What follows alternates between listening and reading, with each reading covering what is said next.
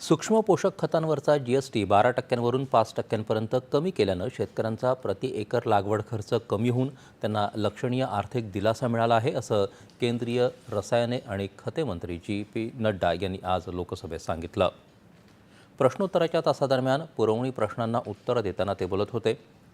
जैव कीटकनाशकांवरील जीएसटी कमी केल्यामुळे भारतातल्या शाश्वत शेती आणि पर्यावरणपूरक पीक संरक्षण पद्धतींवर मोठा सकारात्मक परिणाम होईल, असं ते म्हणाले.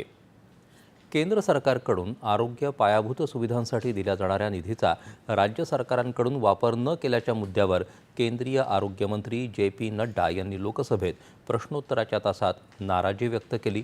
केंद्र सरकारकडून विविध राज्य सरकारांना आरोग्य पायाभूत सुविधांसाठी 64,000 कोटी रुपये देण्यात आले, मात्र राज्यांनी केवळ 30,000 कोटी रुपयेच खर्च केले, याकडे नड्डा यांनी लक्ष वेधलं. 2017मध्ये केंद्रानं आरोग्यावर GDPच्या 2.5% खर्च करण्याचा निर्णय घेतला असला तरी आतापर्यंत GDPच्या केवळ 1.9% खर्च झाला आहे, असं त्यांनी सांगितलं.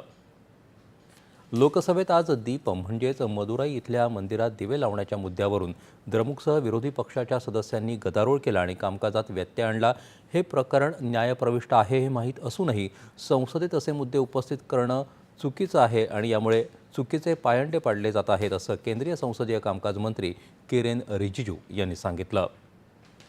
शेतकऱ्यांचं कल्याण केंद्र सरकारचं सर्वोच्च प्राधान्य आहे, असं कृषी आणि शेतकरी कल्याण मंत्री